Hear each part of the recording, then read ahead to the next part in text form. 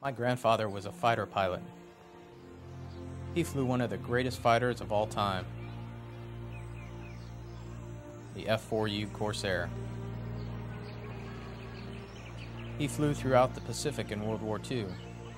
He was at Guam, Midway, and Okinawa. He was awarded all kinds of medals, including 3 Distinguished Flying Crosses and 11 Air Medals.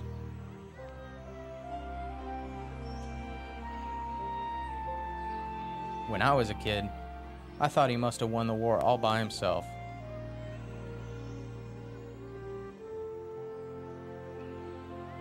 My parents named me John after him, and he was my hero. And when I grew up, I wanted to be a fighter pilot, just like my grandpa. Otter 1, clear for takeoff, unrestricted climb to flight level 250, then as filed. See you guys in a couple of minutes. Otter 1, England Tower, have fun at Red Flag, Otter 1, and good luck at Las Vegas.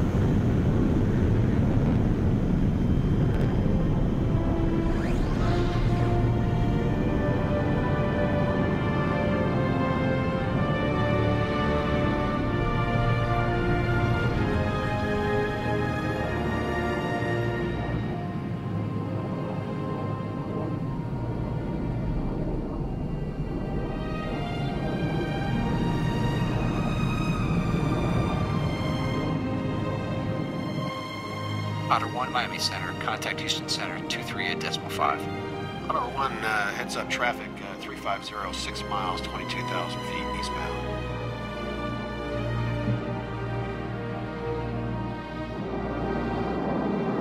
Miami Center, Otter 1, with you level 250.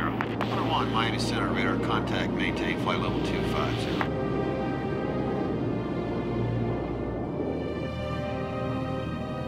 As a young guy out of flight school, flying the most powerful fighter ever built, it's hard not to think of yourself as pretty cool, and I did.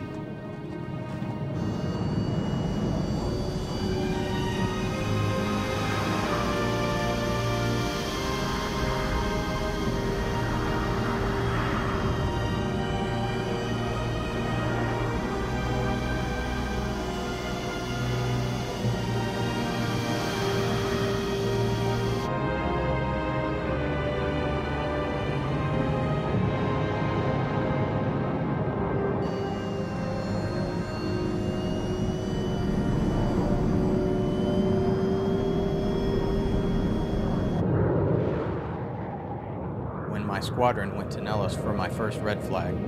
I was excited for sure, but I'll tell you, I was a little nervous about what I was getting into. Otter 1 is clear to land, runway 21 right. Looking forward to being here at red flag. Otter 1, Nellis Tower, copy, gear down.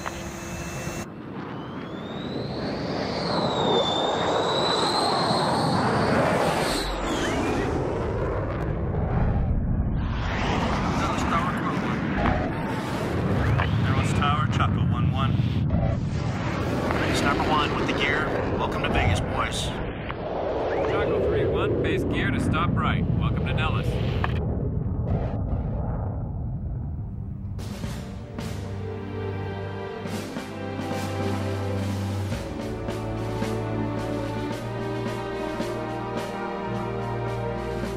Here at Nellis Air Force Base in Nevada, 128 aircraft from 6 countries have assembled for the largest air combat exercises in the world.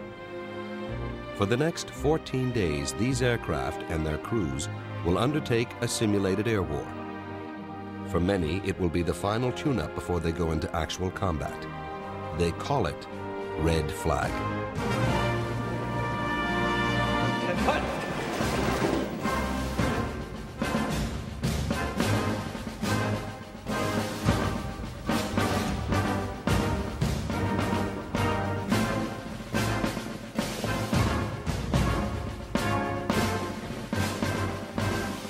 Take your seats. Ladies and gentlemen, good morning. To our American pilots and crews, and especially to our allied partners, I'd like to be the first to welcome you to Red Flag.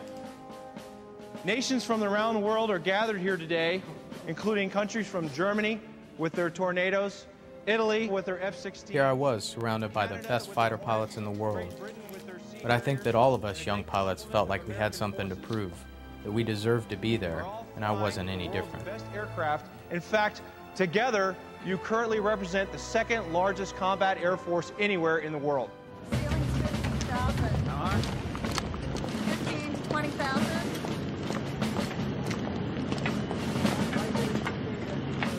On the first morning of Red Flag, the Nellis flight line prepares to launch an enormous international armada of aircraft, all in about 20 minutes. There are 22 F-15 Eagles, representing 4 American squadrons. They are considered by many to be the greatest fighter aircraft ever built. The Germans have brought 8 of their European-built Tornadoes. The Canadians, the multi-role F-18 Hornet arriving from Alberta in Quebec.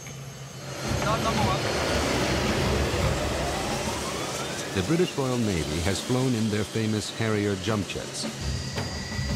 Iron 3-1 information, Alpha is current, runway 3 left. Okay, lass mir die Karte nehmen. Jawohl. Represented here are not just the best pilots and aircraft, but the finest ground crews from each country.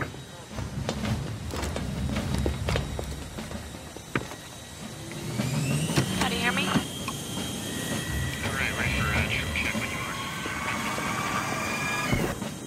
For most personnel, this will be their first opportunity to compare themselves with other squadrons from across the United States and around the world. Eagle 2-1, on the hold. Eagle copy.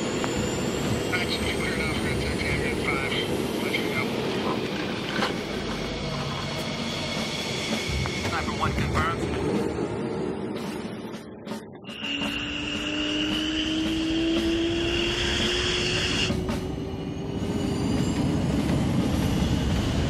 Will 1, contact ground.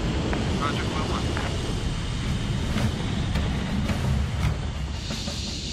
Nellis Tower, Iron 3-1, runway 3 left. Chaco 2-1, flex turnouts approved. Good luck on mission 1, Chaco 2-1.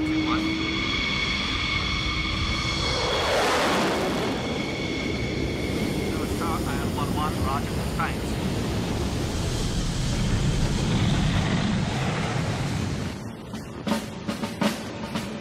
Sniper 1, clear takeoff. Let's make it happen, boys. Bandsaw Nellis Tower, you're cleared for takeoff.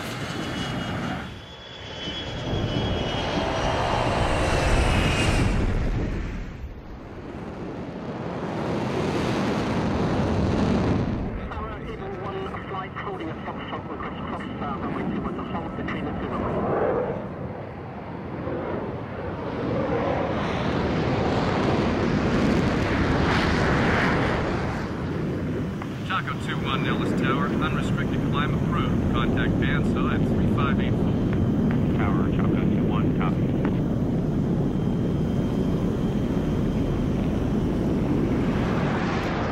It has long been known that if fighter pilots could survive their first 10 combat missions, their chances of surviving throughout their careers improves dramatically.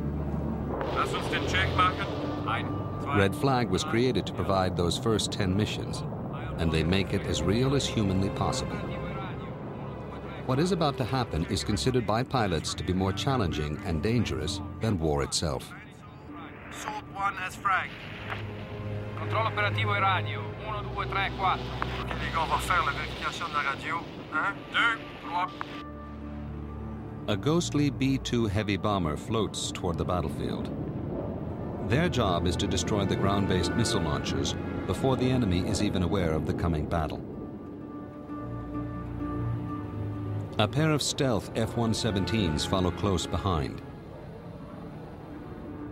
B-1s have arrived from an undisclosed distant location to provide additional bomber support if necessary.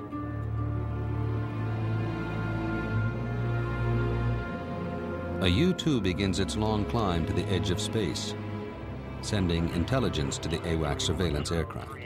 18,000 heavy, 4 contacts.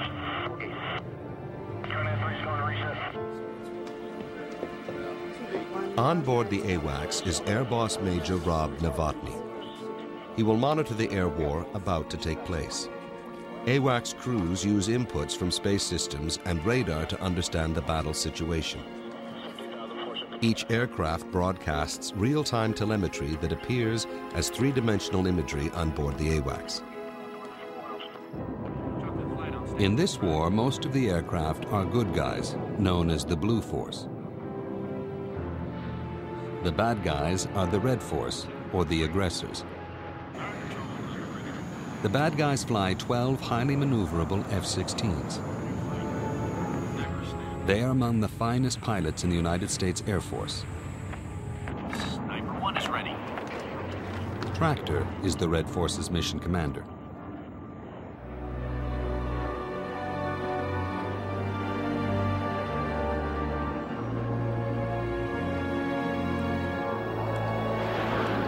For most of the pilots, red flag is their first taste of an air battle on a massive scale. There is no other way to prepare aircrews for the real thing in all its precision, complexity, and finally, chaos. Great, and Viper's checked in as well, correct? Yeah. Talk to me about the strike package here. What are you showing? We've got the Viper Flight of 2 established in the north. Right. Eagle Flight established in the south. The green guys right there, are those the Canadians? Again, we got Canadians or the orange guys up to the north. I thought the British were the orange guys and the green guys were the Canadians. Is that we had checked? Negative. British are green, Canadians are orange. Okay, you're saying.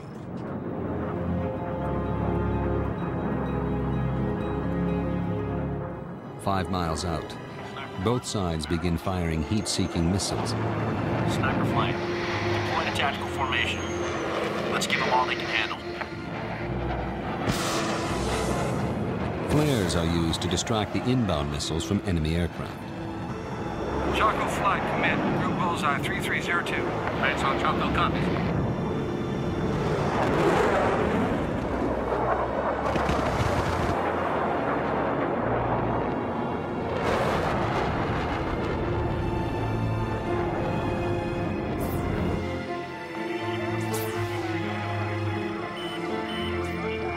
As planes are hit and declared killed, they turn white on the Naxos screen. The good guys then must disengage and return to base. The aggressors get to regenerate and return to the fight. Once the battle begins, the air boss and his team struggle to keep 128 aircraft from 6 countries from smashing into each other. You see here Viper flights northbound at 6,000. You need to get on the phone right now. Get Viper and Choco moving. They're going to hit.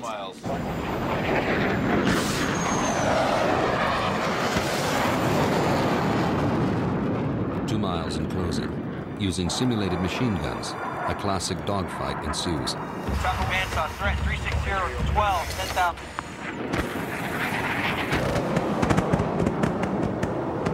Sniper 1's Tally 2 ship, off my nose.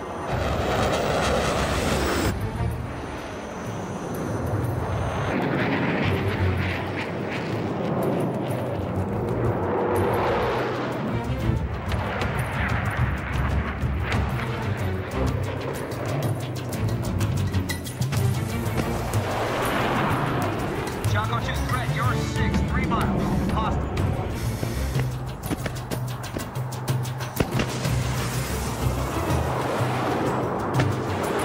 Sniper 1, they're giving me a good fight.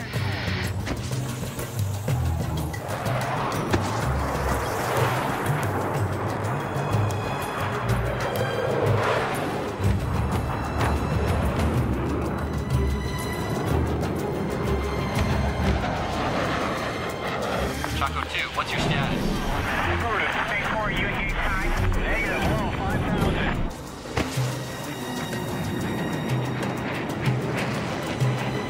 Choco 2 is defensive. Choco 2 is Tally 1. Right left. Good try, but not good enough. Sniper 1, he's pretty good, but I'm moving in for the kill. Choco 2 is eastbound defensive.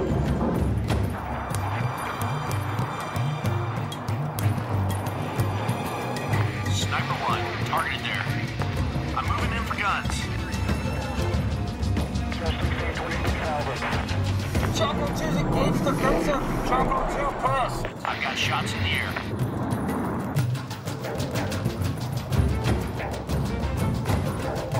Choco 2-1 1, keep the turn going. Command, 6 o'clock. Jake.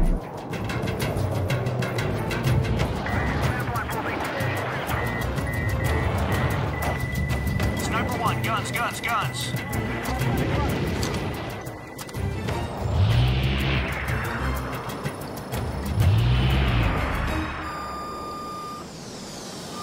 Showtime, copy kill. Yeah! Choco 2-1, showtime, you're dead. Red flag is not a contest or a competition. There are no winners or losers. It is about training and saving lives. I was killed on my first mission at Red Flag. I was mad, and I had a long, lonely flight back to base to think about it.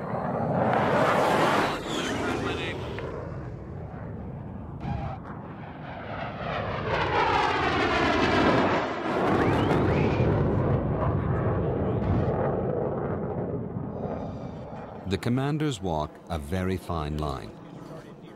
In order to save lives in real combat, they are forced to take very real risks in training. They are pushing the limits in a controlled environment. However, what I want to do is not talk about the ingress routes. I want to talk about instead a near mid-air collision that we had up here in the EC West area.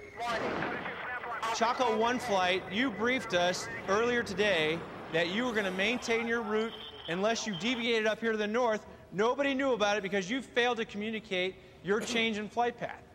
As a result of that, 8 people nearly lost their lives today at Red Flag. Don't let it happen again. The range restrictions for today's sortie remain unchanged. EC East West, the 70 series ranges, you're cleared supersonic down. My fears of screwing up single-handedly were largely unfounded. We all made mistakes, and we knew we had to fix them if we wanted to get through the next 2 weeks. Of its intentional or unintentional. In modern warfare, these pilots will have the most to fear from the ground below. Surface-to-air missiles, fired from every conceivable platform, have proliferated by the millions worldwide. Here we have the SA-13, and this radar is the snapshot radar. Next to, on the other side, we have They call it the Threat Center. Equipped entirely with enemy weapons, it is based on the same principle used in science museums. If visitors can get their hands on the exhibits, it's a more effective learning experience. You have one that does the driving, you have a second one up at the top that operates a 90mm gun. Pilots call it the petting zoo. Some guys got a big kick out of it and would go back and play around again and again. But I didn't see much value in it, at least at the time. It has a vertical range of 49,000 feet and a horizontal range of about 69,000 feet. It fires 15 rounds per minute, each round weighing about 30. I don't think we appreciated the efforts of the intelligence people as much as we should have. It's not until much later, when the missiles start flying around your ears, and you think, I should have listened a little more when they were talking about this stuff. Well, it's cannons. Now you have the gunner sitting in the front and the pilot behind him. The gunner is responsible for all the weapons. The only weapon that the pilot can control is the front gun.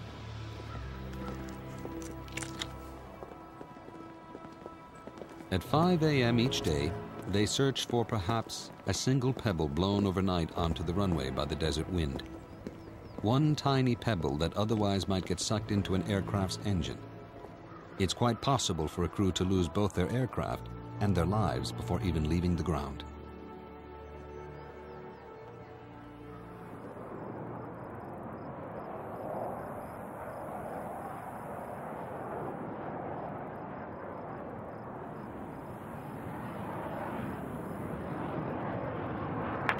Choco flight in from the south. Low, searching.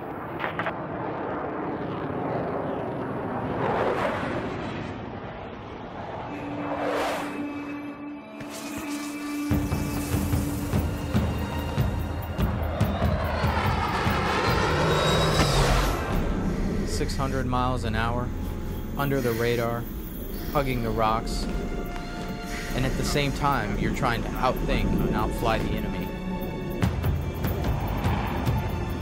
Make a mistake down low, smack right into the rocks.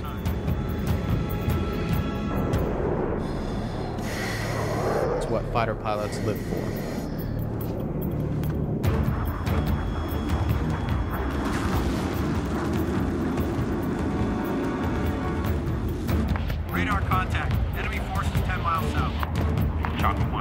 or southbound.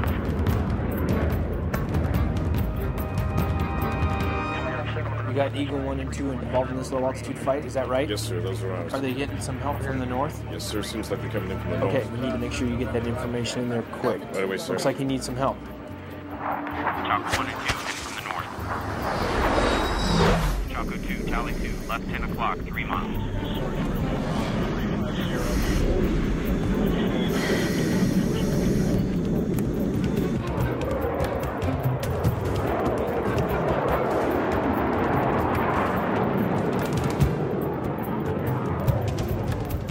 Here, a squadron of F-15 search enemy territory for potential targets. Tractor and his aggressors have an edge in these games. This is their playground. They have chased visiting pilots through these canyons for years. They make a formidable enemy. Sniper flight. Most kills wins. Let's go.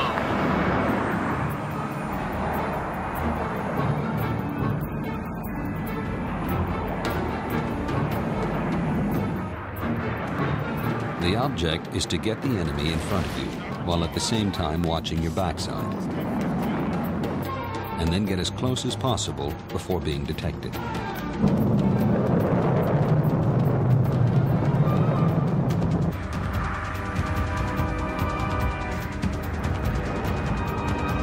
Possible mix.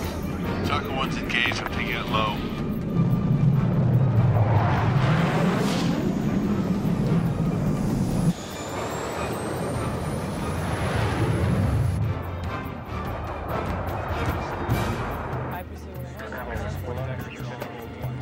Alpha? Cowboy 1-1 with a golf. The pilot in front has few options. He must lose ground quickly in order to get behind the aggressor. In the blink of an eye, the hunter becomes the hunted.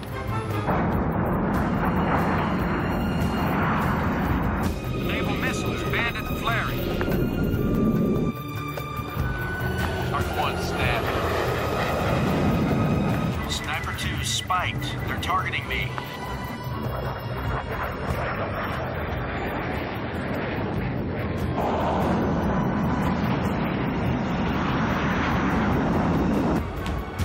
Sniper 1, I have an Eagle at my 6 o'clock, closing. Chaco 2 is engaged, offensive.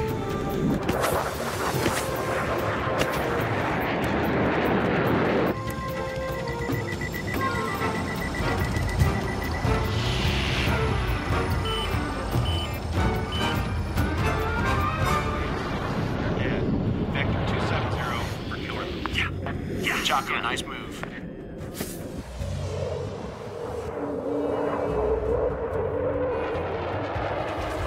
It helped to win a few battles, to build confidence.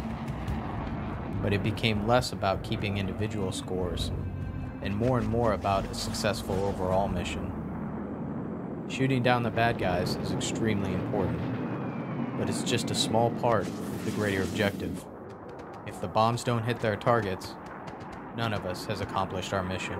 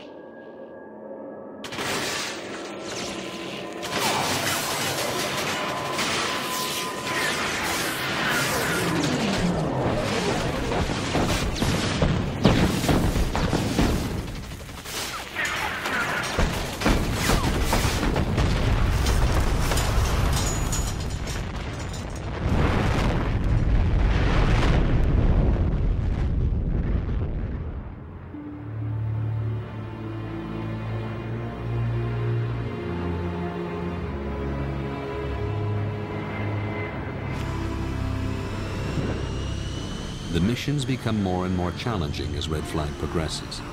Combat periods are extended in length and intensity, and exhausted pilots are often required to refuel their aircraft simply to make it back to base. Believe it or not, Sometimes the toughest part of the mission is just getting there and back. Refueling is one of the most challenging skills to master. It can be a serious situation if you can't take on fuel. In real combat, if you run out of gas and have to eject, you risk being captured.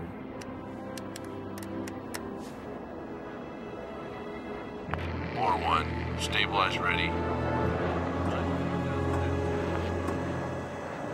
Hammer 1 looking for 100,000 pounds. Red 5-1, clear to contact. Roger. Red 5-1, contact. There is no margin for error. If a pilot takes too long connecting with the fuel boom, he or she may endanger the lives of pilots at the end of the line.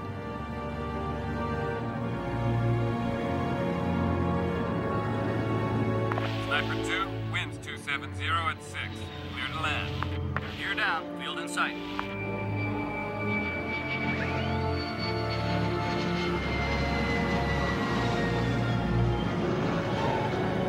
Four flight, short final. Clear to land. 4-2, gear down. Choco 2, Nellis Tower, state the nature of the emergency. Choco 2 has left engine malfunction. Choco 2, Nellis Tower, emergency crews are responding.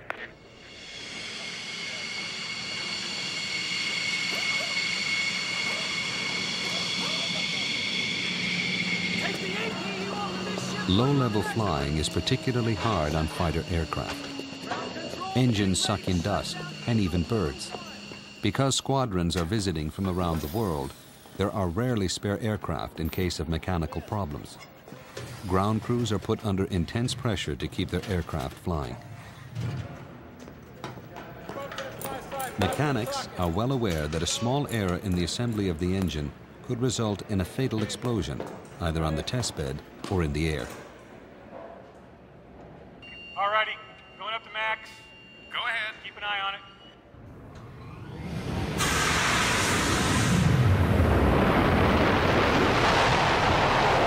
Alright, going out for it. Looks good. Check it out.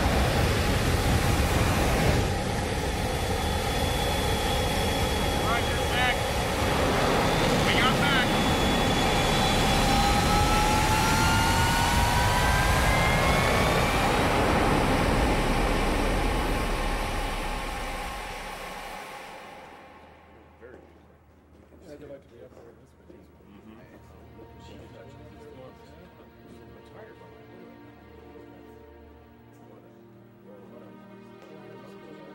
There were stories that my grandfather told me as a kid that began to come back to me once I was a pilot. The machine gun that jammed. The gas tank sitting in your lap waiting to blow up. The parachutes they didn't always have time to put on.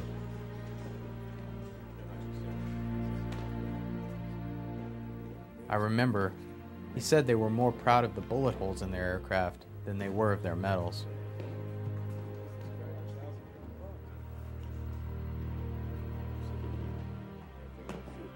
They all wanted to shoot down the enemy. But I think my grandfather changed his views as he got older. Look at this. He admired the young enemy pilots and their incredible bravery. I remember he spoke of them with respect.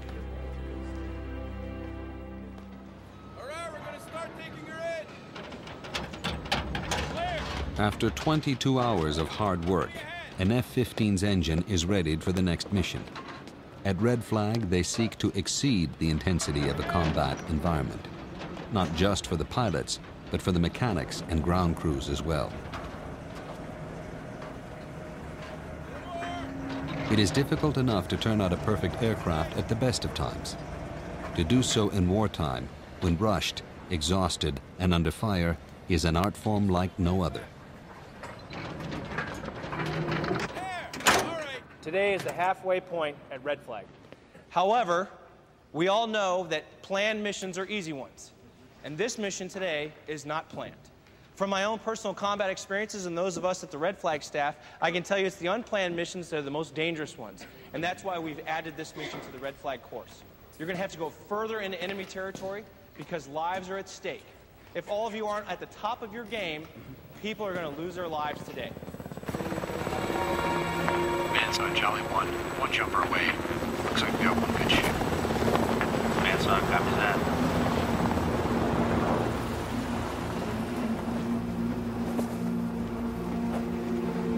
Ladies and gentlemen, I've just been told that we've lost an aircraft and we have a pilot on the ground.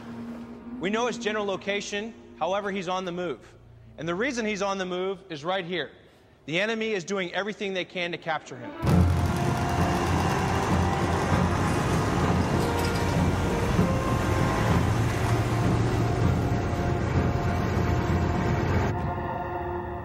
They give you no warning whatsoever for this exercise.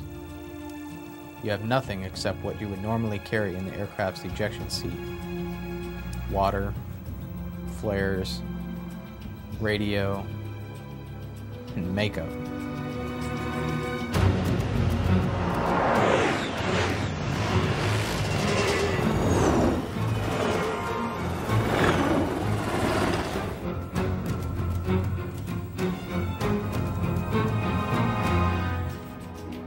In this exercise, the commander can communicate via satellite with a downed pilot.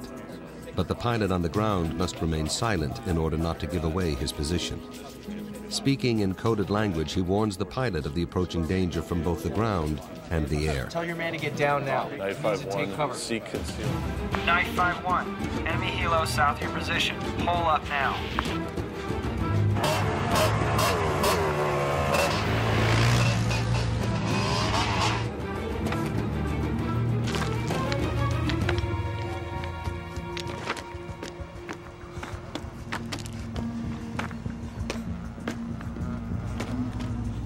First thing is to hope and pray that the enemy doesn't know about you in the first place. Timing is everything, because when you use the radio or flares, both sides are coming.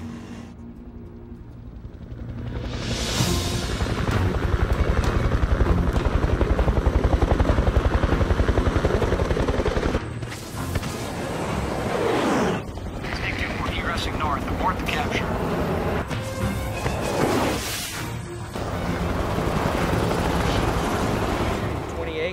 West 115, 06, 19, 6 to 7 vehicles running. With enemy choppers moving in to pick up the downed pilot, the air boss calls in slow-flying A-10s to eliminate the helicopters.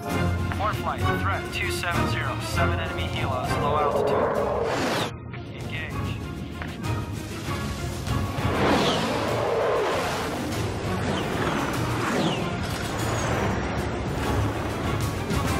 And snake flight, abort, abort, abort.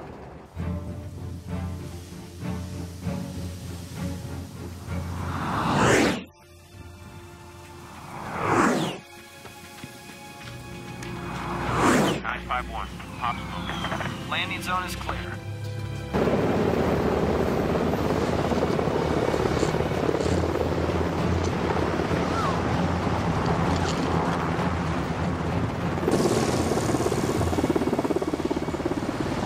When they came to pick me up, I wasn't completely sure if they were the good guys or not.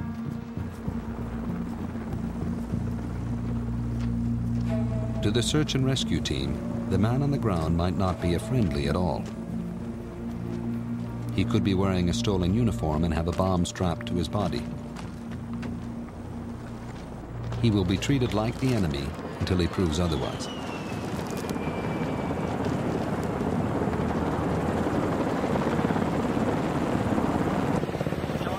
I really thought the search and rescue was going to be silly. But when I saw the PJs were training in earnest, that they were fully prepared to do it for real, to risk their lives for someone they didn't even know, Thanks. I was truly humbled. All Jollies, excellent work. Return to base. Advise if medics required. Everyone copies.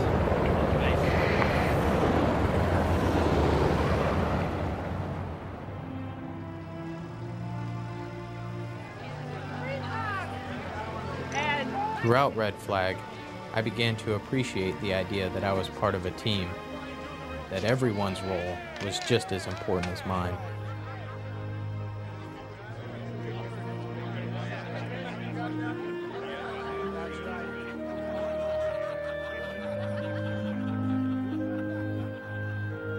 My grandfather didn't talk much about himself, But he did talk about the friends he made.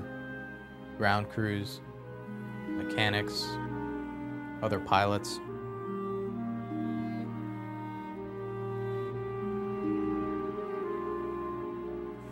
One of his best friends was a Corsair pilot killed in a training accident, and I know it bothered him for the rest of his life.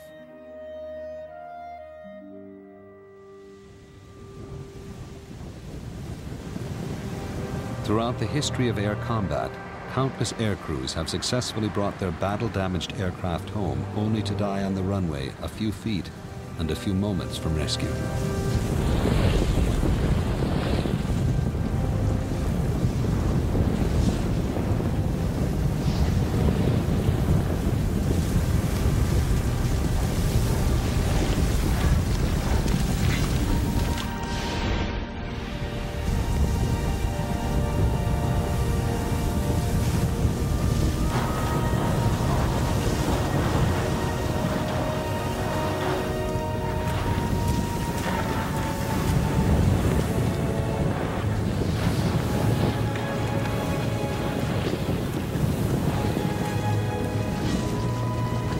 Many of us have lost friends in accidents. It's a lot safer than it used to be, but it's still a dangerous business. There are crews a red flag that you want coming in after you if you're stuck in a burning plane. People not much concerned for their own safety who will get you out of there no matter what. Go ahead.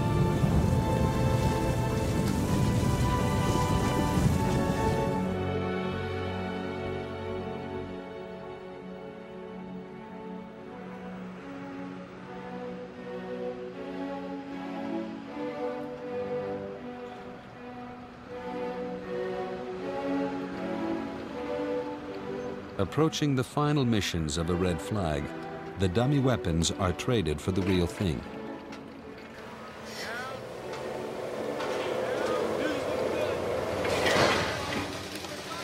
In a single overnight shift, hundreds of live bombs are prepared for the next day's operation. Again, there is pressure to perform as would be expected in a combat environment.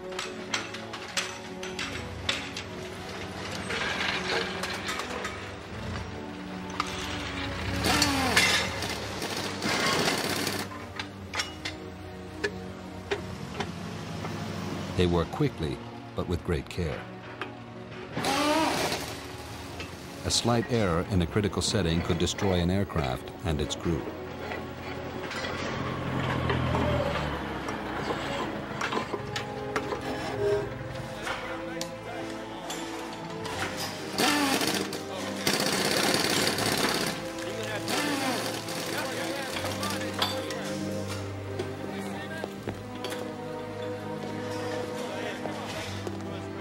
There are risks for the bomb builders as well.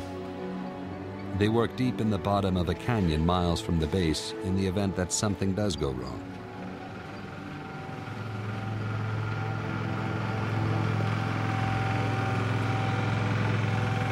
What I'm about to show you is the enemy's last attempt to fortify their frontline forces.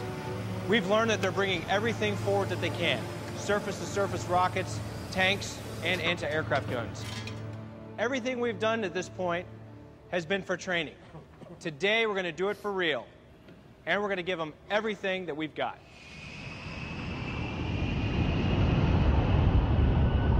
In a real war, the vast majority of flights are undertaken not by fighters and bombers, but by transport and tanker aircraft.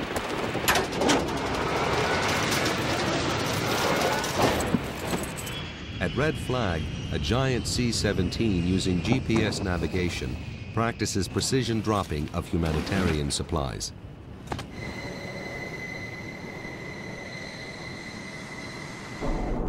Bandsaw, Chocolate Light on station. Strike package inbound. Picture clean. With the weapons we have today, hitting anything but the intended target is the worst thing a pilot can possibly do.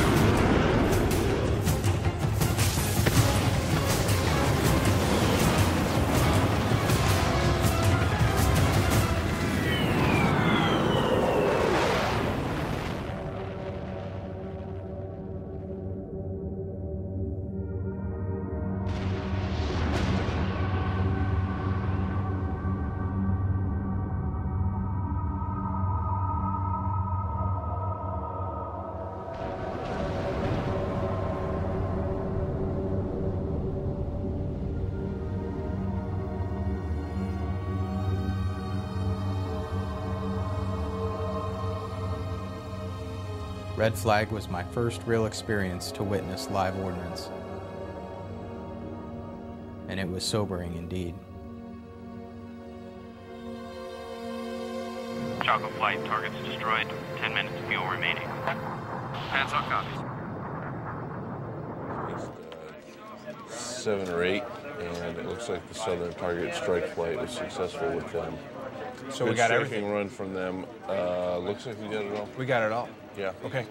Good work. And the eastern, western target, no problem there. Let's bring him home. Hands up, War 1. Targets hit, but bingo fuel. War Flight, roger. Return to base. Choco Flights, return into base. Going in, I thought Red Flag was a chance to prove myself. Then it became all about pulling off a good mission, and there was a lot of personal satisfaction in that. But now, thinking back, what I learned at Red Flag was not just about how good I was or wasn't. It was the sense of becoming part of something more important than myself. Becoming part of a community of people with so many skills, making personal sacrifices, looking out for each other and getting the job done.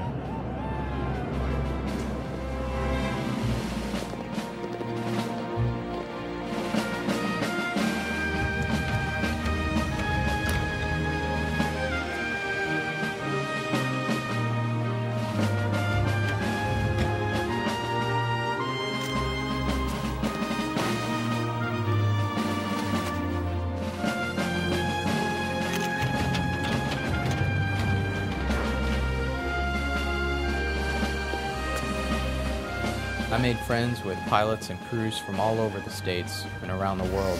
Brits, Canadians, Germans, Aussies.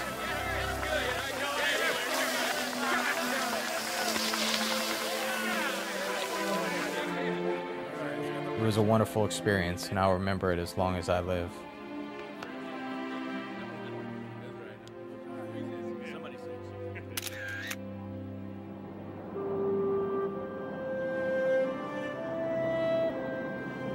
I've been lucky to have many great wingmen to watch over me, but there is one who's been with me the longest, and to me, he remains the greatest hero of them all.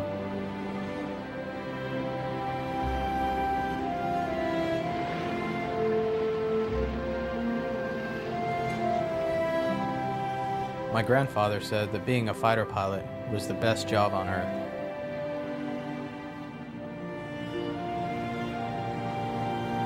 He also said that going to war was worse than anything I could possibly imagine. I would have to say that he was right on both counts.